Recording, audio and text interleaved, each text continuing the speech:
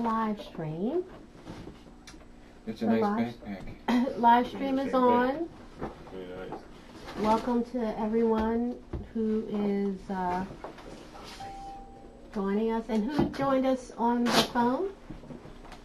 Yeah, hi, this is Rose.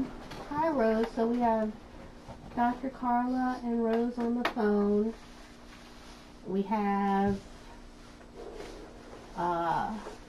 Dr. Darrell, Phil and Canute, and myself. And we'll just wait a minute.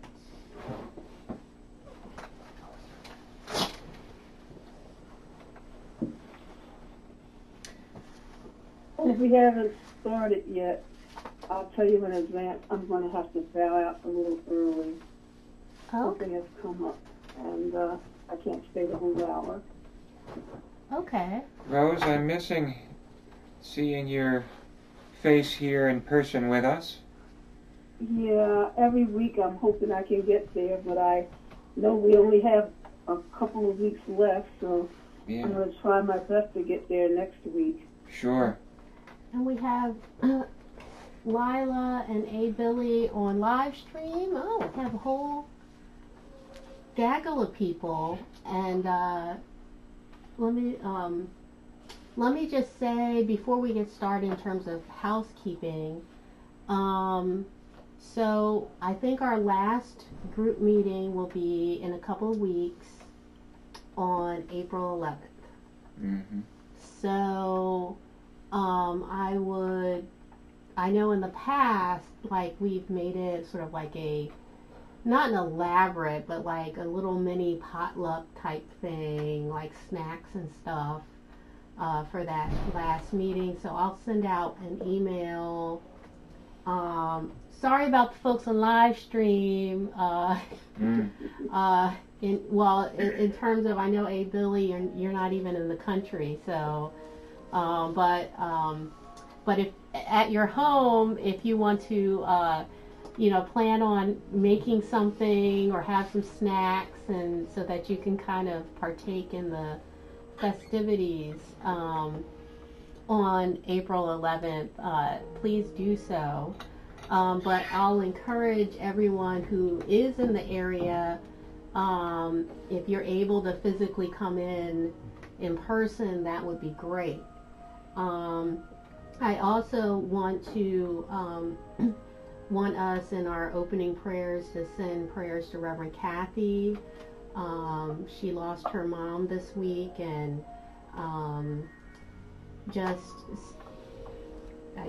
surrounding her with comfort and joy and peace. So why don't we go ahead and start with prayer, if we can bow our heads. Heavenly God, thank you for this opportunity. Thank you for getting us this far. Thank you for guiding us in our reading. We ask that you watch over us and help us to get across the finish line, and help us to each get out of this reading what you would have us get out of it. We ask a special prayer for Reverend Kathy this evening. We ask that you surround her with your compassion, surround her with your comfort, surround her with your love, fill her with peace and understanding. And we ask that you answer whatever prayers that may be on her heart this evening and this week, and help her in her preparations. We ask that you turn the mourning into joy. Didn't happen. We ask all these things in the name of our Lord and Savior Jesus Christ. Amen. All right, Tim, you joined us as well. Yeah, sorry for interrupting. Oh, no, that's fine. So it sounds like everyone got the updated call-in number. Apparently freeconferencecall.com decided to change everybody's number for whatever reason. But I guess that was a free plug for that service. So we're in the Gospels, the New Testament. So let's start off with, how did the reading go for everyone this week? Good. Good? Yeah. Those on the Well, phone? I'm still pulling up the rear, but I'm here. You're... Anyone else on the phone or a live stream?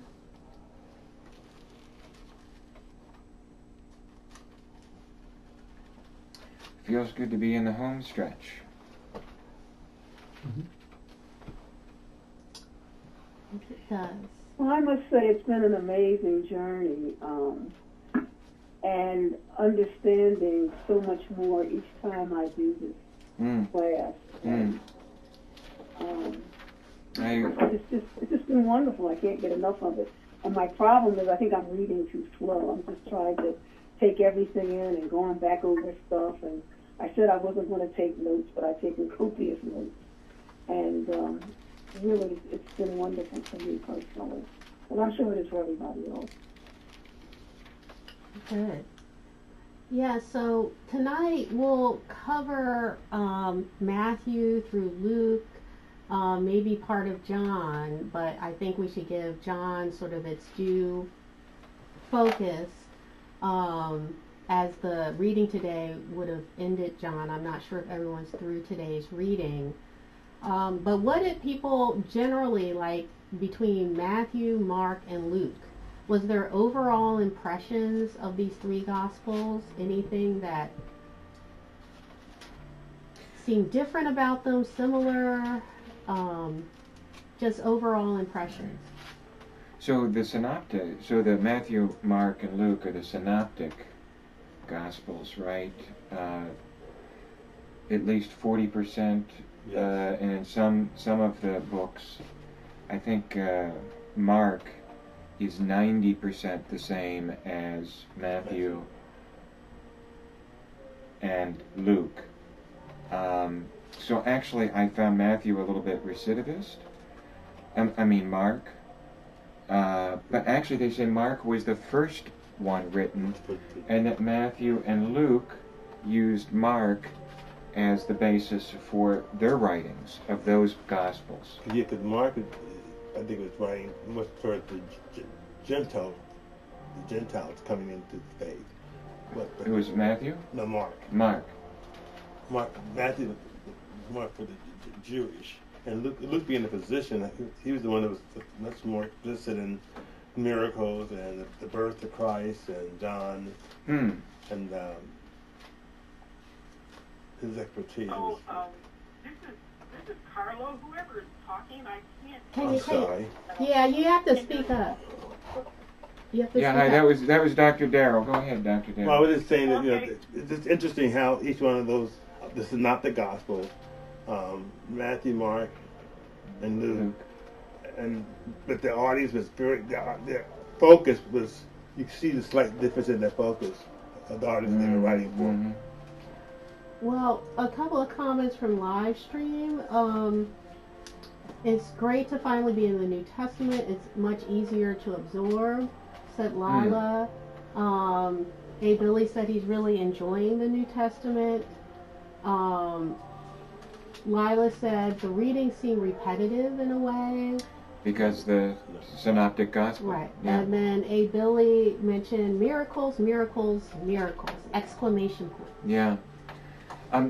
Yes, I agree with the comments online. Kind of when you're coming out of the Old Testament into the New, it's kind of like you're coming back to an old friend with all the church stories that we celebrate, and all of the, not only the miracles, but the parables that are preached on, in all of our church life. Whereas I think the Old Testament, not only is it denser, it's less known to us as Christians. Maybe I'm overgeneralizing. Well, coming from my particular religious experience background, we talked a lot out of the Old Testament, particularly the prophets and stuff. In my background. Really? Yeah. Huh. So, anyone on the phone? Any sort of overall impressions? In reading the Gospel. Oh. Go ahead. No, it's okay. Go ahead. No, please, after you. So what I was going to say is, while there is a lot of similarity and a lot of repetition, I'm always very interested in also the differences that show up across the similarities. So that was really one of the things I was struck by. The different delivery of these quote stories, and how they land and what's focused on and what's not focused on and those kinds of things. Yeah, I agree. The similarities, but there were differences. For sure. And Tim, you were going to say something? So one observation for me is I was reading the Synoptic Gospels. Matthew, to me, seemed almost like a legal brief. There were a lot more, in my impression, references to the Old Testament sort of building a case than in the other three. So I found that Matthew was almost kind of like making a case here, which I had never really was experienced before in that reading. Matthew's focus was to the Jews. So talking to them about the history of what they'd come to, that Jesus Christ is the Messiah. That's why his was more, I like when he said more like a legal brief, kind of bringing everything up to order. Tying it back to the Old Testament. Yeah. Well, those are some really good overviews. Diving in, and we don't necessarily have to go in order in terms of Matthew, Mark, and Luke because they are so similar. But was there anything that, well, this is kind of back to the overview. Was there anything that struck you about the similarities and differences? Did you have questions about them, or why were there differences? So for me, a couple of points there. It seems that each one of these synoptic authors took a different approach to the birth of Jesus. Matthew, starts out with this genealogy, and I kind of wondered if maybe that's why they put Matthew first. They're not all the same about the birth, exactly the same way. And the other thing, a couple different things, talking about differences. Lazarus pops up in Luke, which I understand is not the same Lazarus that we see risen from the dead in John. And so that's a difference. And also the young Jesus, the adolescent Jesus, I think that only appears in Luke, where the 13-year-old Jesus is lost and his parents go back and find him studying at the temple with the rabbis, and the young Jesus has the famous quote, "Well, I was in my Father's house." And so I think it's interesting that that's only in that, and it's just a little snippet. Because it's interesting because Luke is the only one from a physician standpoint that goes into such detail about the conception, about the birth. Because he's a doctor. He was a doctor. Right. Because the other Gospels, it's just like, okay, Christ is born, and then he's all grown up. But Luke, there's a snippet in the middle, and that's the only one. And see what happened in Matthew, the genealogy in Matthew is showing the lineage that Christ had. I think from the earthly standpoint, it's speaking on Joseph's line. How Joseph followed this is about Joseph's lineage, and then in Luke it's about Mary's lineage. So on both sides you see his line still from the mother's side and from the father's side. Well, I actually looked that up because what was confusing this time is that it's apparent that both of them claim to be Joseph's line. And apparently it isn't necessarily settled as to the rationale behind that, because I was sort of taught that one is really Mary's line versus Joseph's, but some of the other theories out there was that one theory was curious that said that Joseph was actually one of the children who would have been his father took the place of his brother. And that one theory is that one lineage is Joseph's lineage based on his, in essence, adoptive father or his uncle, and the other is his lineage through his sort of official father, who one theory is that his father passed away before his mother had children. So there was all these theories out there about why there's two different lineages with different names, particularly in the first generations from Joseph. Was there any other differences that were particularly apparent to anyone? Anyone on the phone? I guess I was intrigued that the wise men, I think, only appear in Matthew.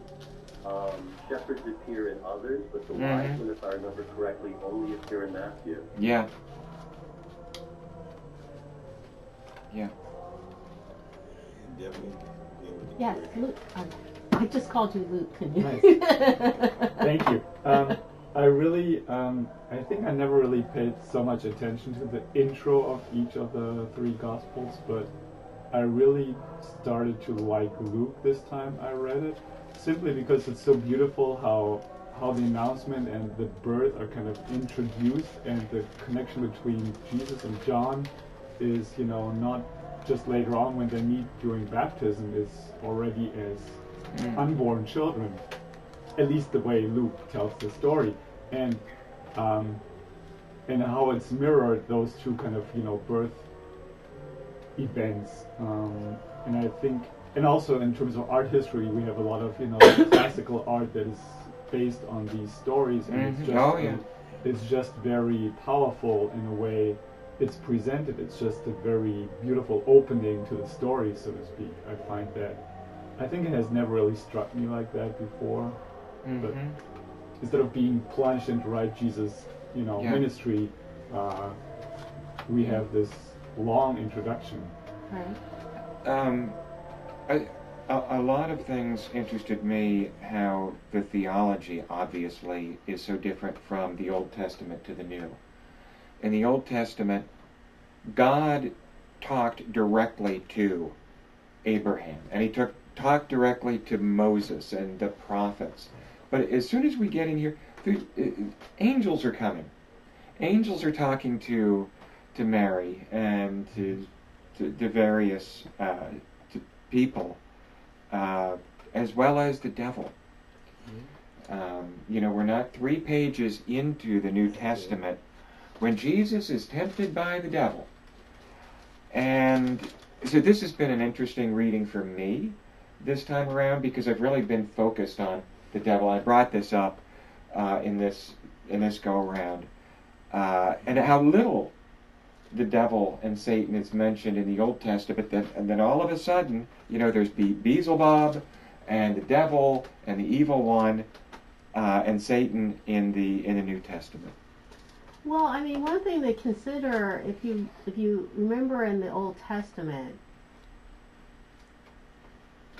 God did speak directly to certain people like Abraham and Moses, but especially when Moses came along, there was in essence a veil put between God and the rest of the people, and it was exemplified when the people were at Mount Sinai and they got afraid and they said, no, if we talk directly with God, we're going to die. And so from that point on, there was a veil. And when people were visited, they were visited by angels in the Old Testament. And some people sort of point to, in the New Testament, when Jesus was crucified, and, the Gospels make it a point, at that moment, the veil in the temple was torn, that it was almost symbolic of our reconnection directly with God.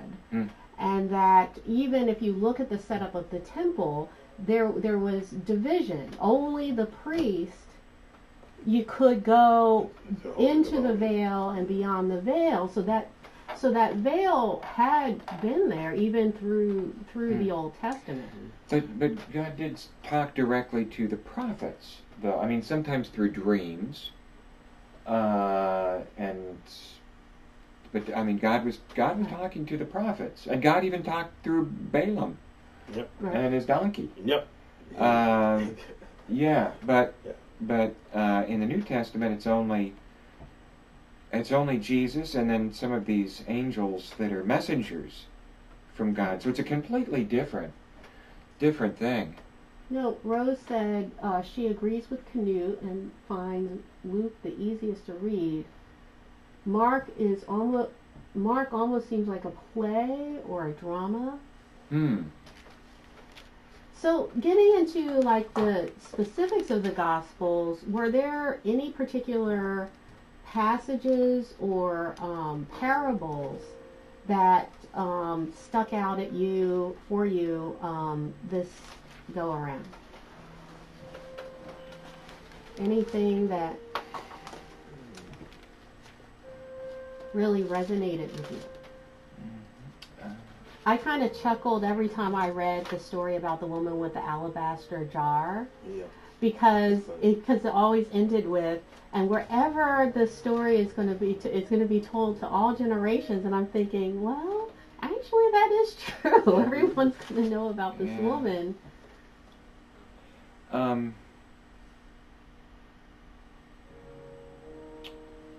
Anyone on the phone? You know, following up really quickly on the previous point that Phil was making, I was sort of intrigued by Matthew 4:6, which is the first time that Scripture is used incorrectly to tempt someone. And it's, you know, as soon as we get into the New Testament, we find this misuse of Scripture, in this case by the devil to tempt Jesus. And I just think about our current times when people use Scripture in so many different ways to make arguments. And I was just surprised that we find it in the fourth chapter of the New Testament. Mm-hmm. Well, it's interesting. You see, whenever I read that where Jesus is tested, it reminds me that you know, and I'm one of those that believes in that there is an adversary. That we'll actually read about it in some of the letters, is that the forces that we, in my opinion, need to watch out the most for are those that claim to be children of God, and that I'm a firm believer that the adversary probably knows the Bible better than any of us. So you know, so it's that path. Whenever I read that story, it reminds me of that. I'm a little confused when, I guess it was Tim quoted Matthew 4:6. He said that is a misquote or misuse of Scripture.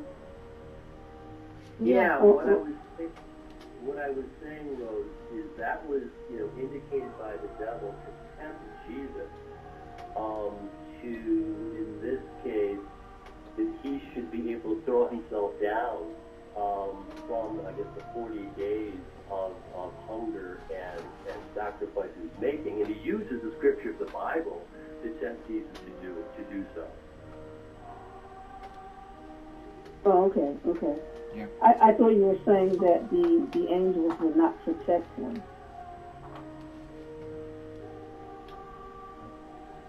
So, I guess I misunderstood. I'm sorry. Thanks for clarifying. I have a question for the group. Matthew 18, verse 9. If your eye causes you to sin, gouge it out and throw it away. Didn't we see? Isn't that somewhere in the Old Testament? Is this the first place we're seeing? If your eye causes you to sin, gouge it out and throw it away. It seems like I've heard like that. It's vaguely familiar. I don't think it's something in Leviticus. Something. Yeah, I think you're right.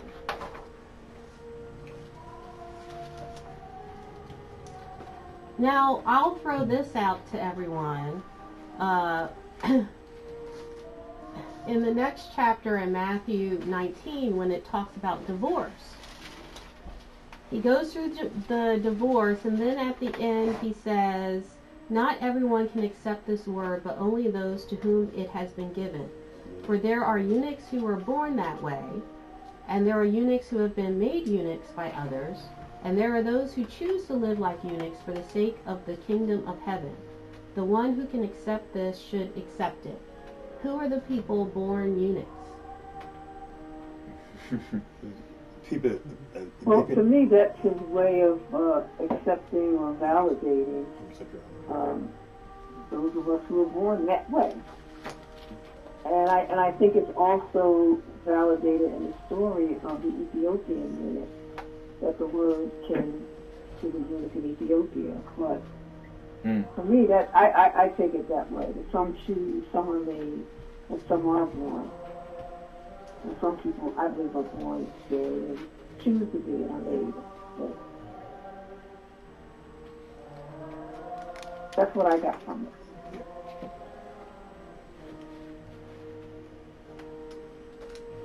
Does anyone have any favorite parables? Oh, so many.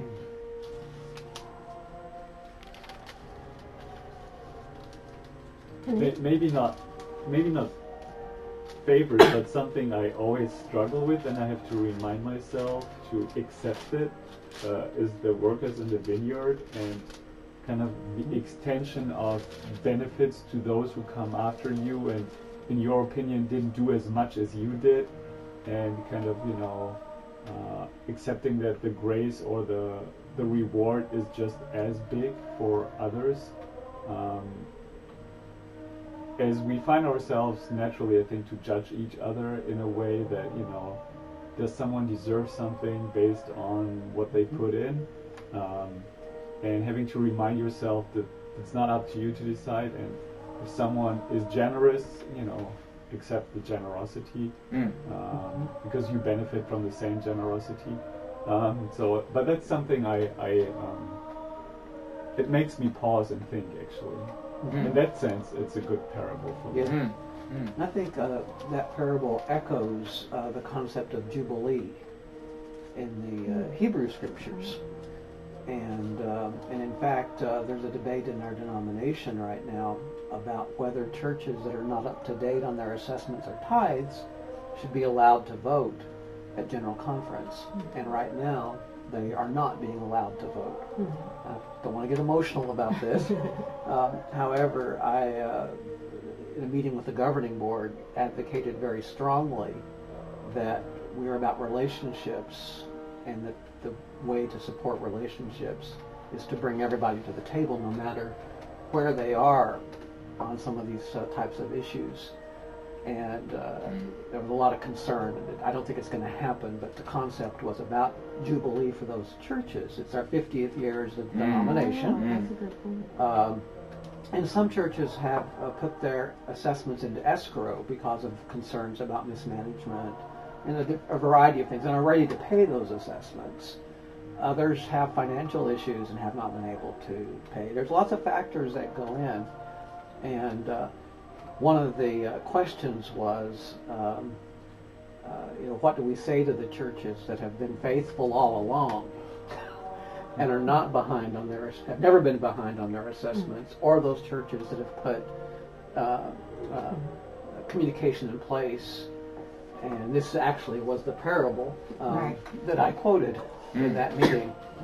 Well, and I think that parable strikes me every time I read, because it, on the one hand, it challenges you. It really does, because the people who labored all day long, and then they're thinking, okay, we're going to get more. But then, it's a valid point. It's sort of, you agreed, to do this.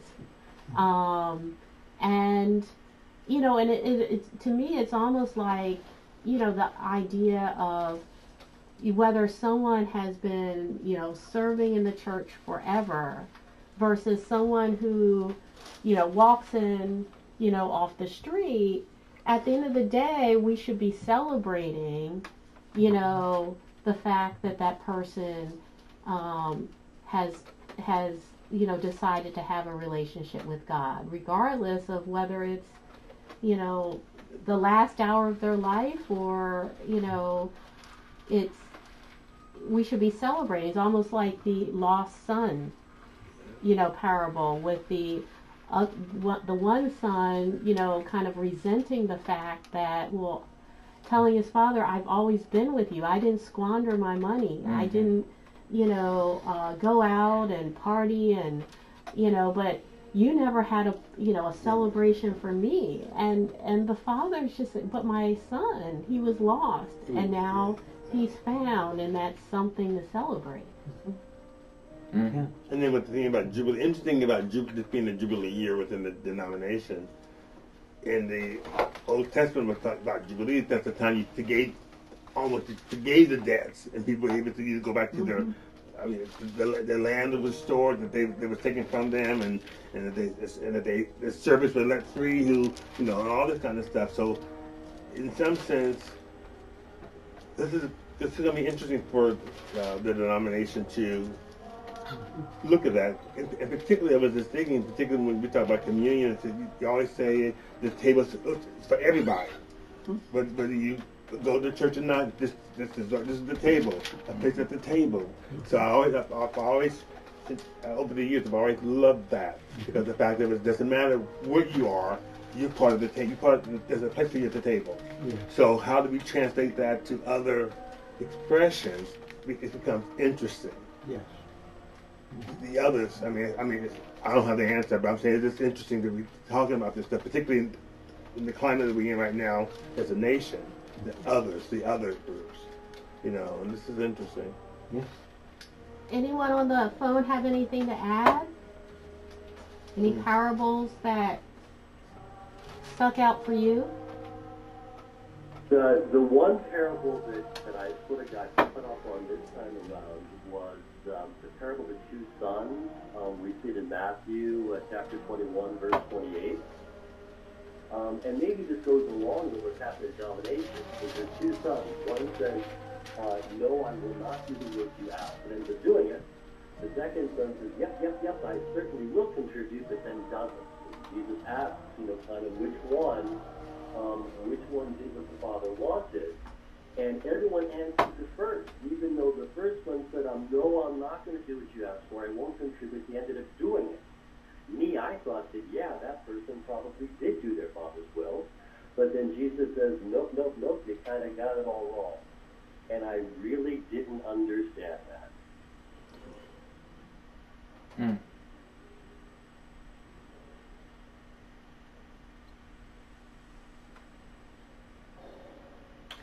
So I was going to ask, what do you think people were thinking at this time about Jesus? What is the sort of the images that came to you as you were reading this, as Jesus was going around healing people? And I was trying to imagine if Jesus was here during this time, like what the reaction would be to him. Any ideas or thoughts on that? He'd be killed. And he'd be killed by the religious leaders. See, that's the interesting thing about all of this. It's always it's been always the Sadducees or the Pharisees, the religious leaders of that land, who you think would have an understanding, but they're the one that want to crucify him. And that's. Can I ask why you say that, and who would be the killer? If you thought that far, or if you... Well, that was in many ways a gut reaction. I do believe it, and I think it would require deeper thought. I'm thinking of Martin Luther King and Gandhi. And similar. It would be, and I think it would be a very similar scenario to what Dr. Darrell described, where it was Rome that killed him. However, it was the religious leaders that were... Pressed Rome to do it. Yes, they were part of a conspiracy. They were in collusion And so whether he would be killed, similar to I'm getting her name, Heather Heyer, in Charlottesville. Whether it would be a quote unquote collateral damage, or whether it would be more explicit, like in the case of Dr. King and Gandhi. I believe he would be killed again. Well, I mean, I know before you came in we were talking about we'll probably wait until next week to get into John, but what struck me about John is that John in some respects seemed more real. Like, it was so different than the other Gospels, but the reaction of people seemed more real because it seemed to be, reactions that were more mixed in terms of, as opposed to Matthew, Luke, and Mark. You would think that the only people that really questioned Jesus were the religious leaders, but in John, it seemed like it was kind of a mixed reaction to him by a lot of people, particularly with some of the things that he said.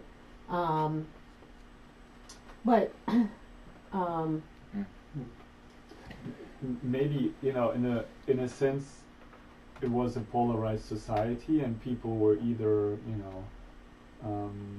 excited to see Jesus and the miracles he did, and applied that that it challenged the societal order in a way, but also benefited them, and there were those who would try to hold on to their power and saw that challenged, and that all based on word of mouth and personal appearance. So those you either heard a story from someone who told you that something happened, or you saw it because you were there the moment it happened.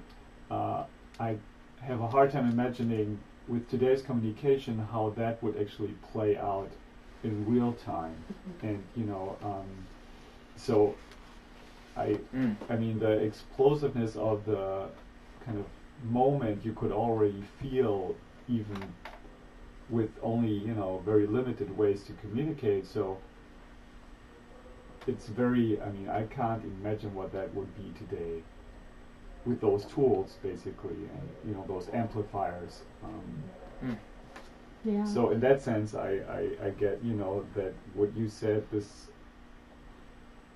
would have probably even been more explosive in a way today, simply because it would so much easier to amplify the message. One thing that Lila said was, and we talked a little bit about this earlier, that she was surprised that there was not very much spoken about his childhood. She was curious about that. I do know that there's other writings that people believe sort of fill in the gap of that. There's a theory that his missing years included going to Africa, particularly to Alexandria, where there was which apparently at one time was sort of the go-to sort of scholarship place. Alexandria had one of the world-renowned libraries, and where a lot of people would go. But there's all these theories about sort of his missing years. But it is curious because before you came, we were talking about, there was only in one of the Gospels, I think Luke, where there was actually something more after the birth with Jesus being 12 and being missed as his parents left, but really nothing more. What did you think about Jesus's relationship with his parents?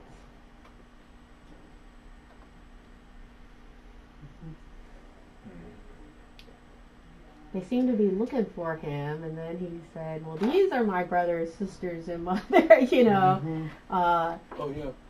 I was kind of put back by that in a sense of, I understand the message from it, but then I thought, well, I thought you're supposed to honor your father and your mother, and is using them to teach a lesson. So that sort of kind of rubbed me the wrong way a little bit. I guess I'm speculating a little bit. I think one thought is that there was a very intentional expansion of the meaning of family. That's also not only we see in the Gospels in Jesus' own words, and also in the epistles, as we'll see later, the idea of the body of Christ, the family. That in many ways Jesus or the writers knew that one of the greatest longings for people would be for family, and if family is only defined in a certain way, or if the relationship of Jesus with his parents was over highlighted, then what would happen to all those who, for various reasons, did not have relationships with their family of origin, family of birth. So I'm thinking it's really raising the idea of a family of choice and a spiritual family. Because he made the statement that these are those who are doing the will of my Father. These are my mothers and my brothers and sisters, not just when they gave birth to me. But I think he also was very explicit with Mary, his mother, because she knew. Every time he said, even with the issue of going to when he was in the temple at 12, she said she pondered. Mary always pondered these things. Because she always pondered what's happening with her son. She knew there was something different. She knew it was something different anyway. But I'm saying, but she pondered about this. She always thought about this. She like a deep consult about these things. I'm going to be a bit of a heretic here, but I find the origin stories, whether it's Jesus' birth or Adam and Eve, I find them more fable-like than real. My belief tends to be that, Jesus was the messenger of God or the Son of God, and God spoke to him. I'm not sure about the whole Annunciation and miraculous.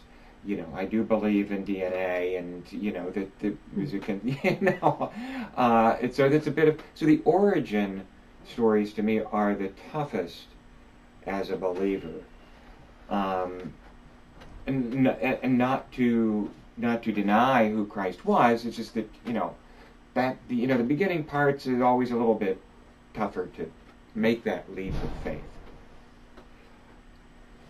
But I think I'll go back into point when we say on Sunday morning, every Sunday we say about as we go through one beginning through communion, but that Christ is born, Christ is risen. That's part of that same kind of connotation. But it's a faith expression. We believe, that Christ was born, that Christ died, Christ is going to come back again. By faith, hallelujah, amen. We believe that. That's our faith statement, and that's part of the same thing about some of the stuff that you're saying, which is true. It's a faith statement. Well, go ahead. I was gonna say something that could have a whole conversation in and of itself. I will say my understanding and my knowledge of some of the origin stories in science, you have to have a significant amount of faith to be believed. Right. So I only point that out is that there's a lot that we don't know. One of the things about the story with when there was details about John the Baptist and Elizabeth that I just kind of chuckled at, because I didn't read it before in this way before. I thought it was ironic that basically an angel first went to John's father, and and in his sort of disbelief, almost similar to it reminded me of Abraham and Sarah. It's like at our old age we're gonna have this. He's rendered speechless. But I was thinking in my mind that then Gabriel was thinking, okay, Didn't go so well with the father. Now I'm gonna try the mother. And it was almost like, you know, I just chuckled when I read that story, thinking, you know, it was just curious to me, and talking in sort of my trend of talking about women. It seemed apparent to me that other than the references to the apostles being all men, and whether that was, you know, accurate or not, I didn't see any real difference in terms of how women and men were treated. And in fact, in one of the Gospels, it talked about these women, and talked about these women were the women that actually helped support their ministry. Well, this goes to the argument that the Da Vinci Code brought up, right? That somehow the church fathers deviously, you know, edited out the stories of women and the books of women that could have been included in the biblical canon. Well, they did talk about, I think, in some scholars. Well, never mind. That goes further into what we're not that far yet. I'm going to say that they talk about some of the apostles that were women, considered to be women apostles in their group. But that's something we talk later on. Yeah. But maybe on that relationship between men and women, is still, even if it's not described the same way, if you read through it, you still, I get the sense that the bigger risk carried in all those instances were by the mothers or mothers-to-be, or the women. They were at the risk of losing their status in society. They were either childless and were outcast because they were childless, or they had a child that was born out of wedlock in whatever fashion. So in that sense, they were the ones carrying the risk. The guys were like, necessary but not really important to the equation. I mean, they were there, they had to or not to accept, but it was more or less inconsequential to them and their future lives. But not for the women. It was basically, you lost your status in society or you gained it, based on having children and how you had these children. So in that sense, even if it's not described the same way, I still get that imbalance of risk, a distribution, so to speak. And despite their best efforts, and I do believe that the canon is a product of misogyny in many ways, and yet despite their best efforts, the role of women breaks through. Was the first witnesses to the resurrection. It was a woman who had it's a woman who had the courage to confront Jesus on his racism. It was not a man; it was a woman. And we see the crumbs. Yes. Oh, yeah. Jesus, and it was a wake-up call. Jesus, I think, struggled. I mean, he was a racist because he was conditioned in that way, and that, like all of us have been, in various places of where we are. And she's the one who had the absolute courage. Where was she? I would have never used the term. The woman who wasn't Jewish, she went and asked for her child to be healed, and he basically said that, do we give the children's food to the dogs? And then her response was, well, even the dogs eat the crumbs off their master's table. Right. And you call somebody a dog is one of the most racist things you can say. That's what Gentiles would call it. Gentiles would call them a dog, unclean. I just hadn't read it that way. Yeah. I mean, it's tough, but and it's hard to hear that. Yet I think there's hope in that. That if Jesus was fully human, then he was humanly conditioned. And to me, it shows hope for us, for people to rise above racism. Anyone on the phone want to chime in?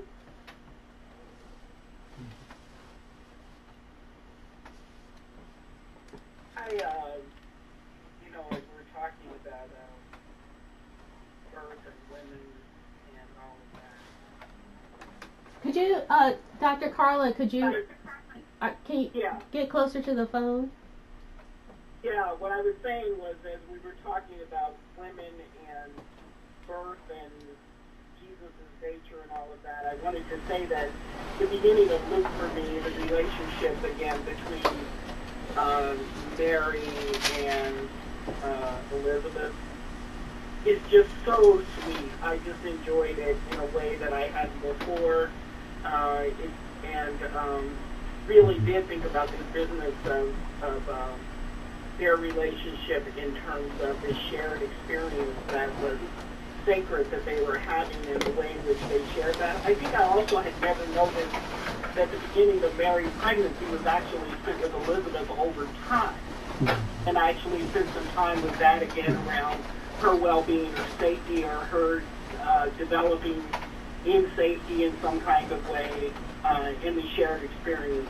So I thought a lot about their role and again, women and all of that. So, but I just think the way it's written is beautiful and was an introduction to Luke for me that allowed me to keep reading in a different way, actually. Mm-hmm. Well, what did people think about, like, because you had Mary and Martha, you know, you had the fact, I found it curious that while Peter denied Jesus 3 times and the men seemed to have scattered, it seems like the women were there, the women were at the cross with him, and then, you know, even though it was Joseph of Arimathea who got the body, you just got this sense that he was working with the women to make sure he was properly buried. They were the ones who waited, you know, observed the Sabbath, and then came back.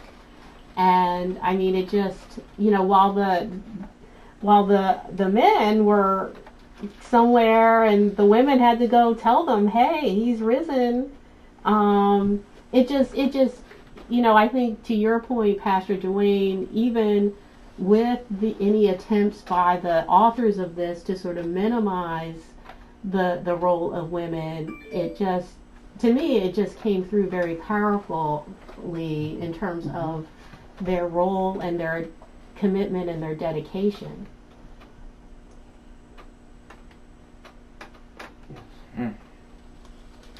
So what did people think about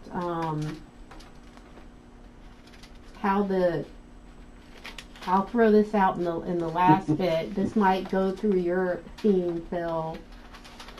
And what did people think about Judas? That was always a question for me, because although it was prophesied in the Old Testament that this person is going to betray him, and basically, to me, I always thought about, well, Judas, is it wrong to think that Judas may have gone to the outer place because he did this, or he was there to fulfill the purposes? Michael, he fulfilled the purpose that was already predicted for him to fulfill, and even though it didn't say that he was going to, well, also we knew in the Old Testament he was going to commit suicide, so he fulfilled the purpose that he was there for. And also, I think that Judas's life is a parable in and of itself. That, you know, the taking of blood money, even the rabbis, when he threw it in the temple, they didn't want the blood money, and in the end, he ends up hanging himself. And so I see the whole story. Not only what you're saying, Dr. Dale, is it was prophesized. And needed to happen, because that's sort of propelled the end of Jesus's story. Yeah. But Judas's life is a parable in and of itself. Yeah. And a lesson, right? Someone on the phone? Yeah, this is actually Dr. Carla. I spent a lot more time reflecting on, I mean, for one thing, the whole scene around the point, quote, before the betrayal, before Jesus was taken in by the state, all the things that happened. I was so struck by the humanness of the whole thing, from the apostles' involvement to Jesus going to Gethsemane, the whole thing, I was just so struck by what a human story it felt like on all sides. And then the other thing for me that really came up around Judas was how powerfully I was raised in a church where suicide was never okay, ever. And the place where suicide was talked about as a good thing was Judas's suicide. And so one of the things that really came to me was, what was this about? And so that's what I really ended up sitting with and working on during that reading was, so what was this really about? And really reflecting on and again, how I was taught this as a child and what kinds of things came through around that for me. So that was impactful. That's interesting, Dr. Carla, because, the church, the Catholic Church anyway, teaches what a great sin suicide is. But I don't think anybody that reads the story of Judas, who kills himself, is weeping, or I think everybody thinks, well, you got what was coming to you.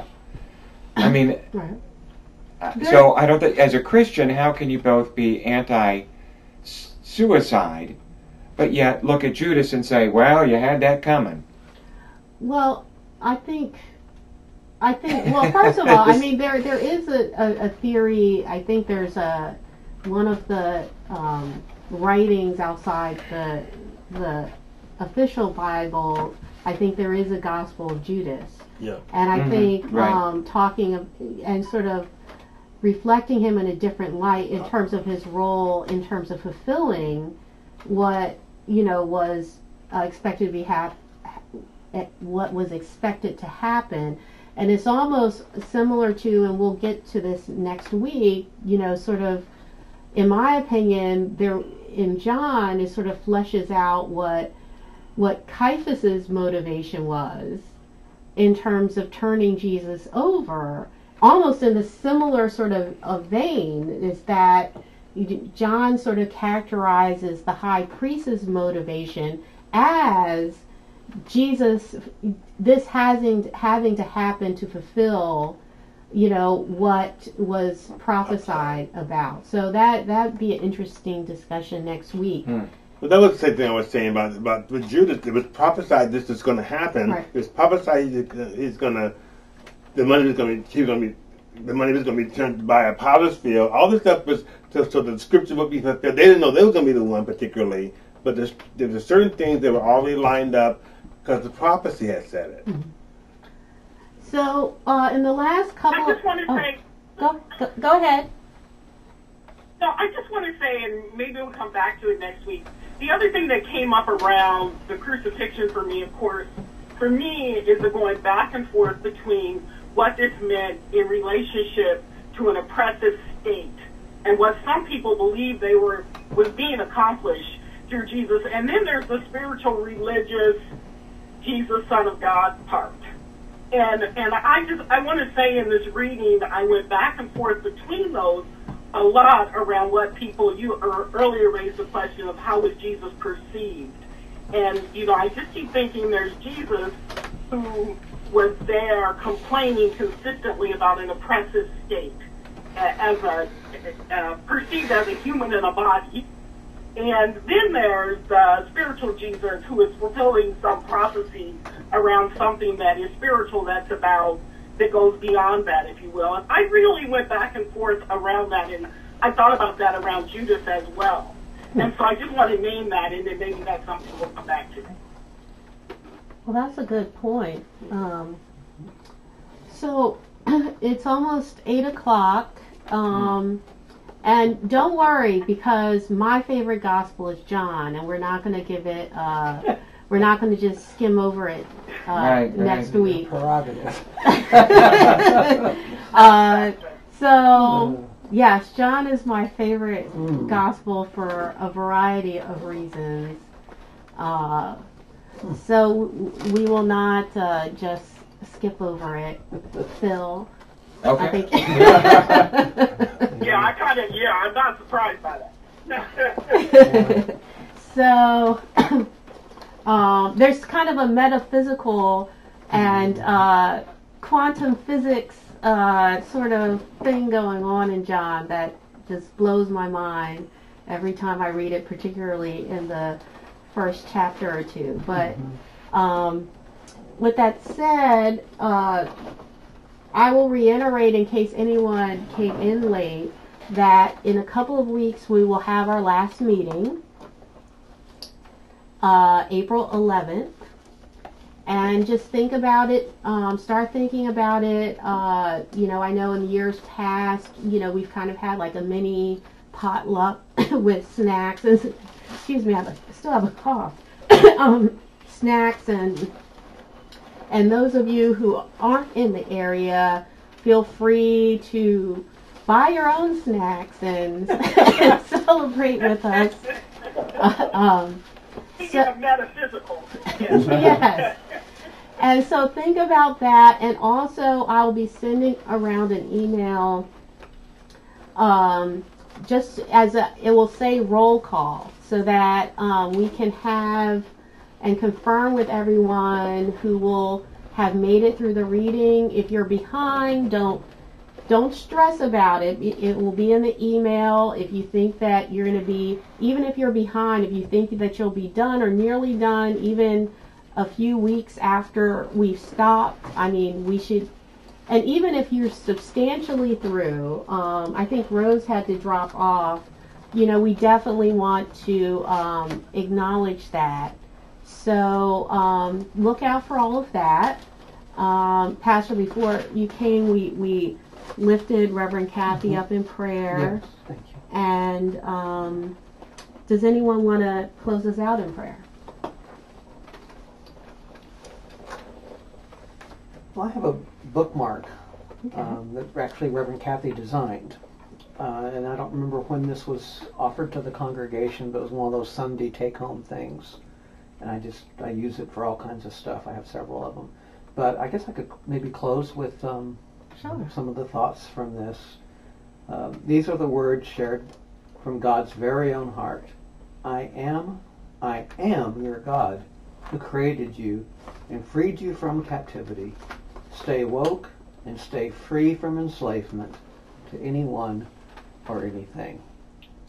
So the prayer is for God to continue to lead us into ways of freedom and to include all at this table.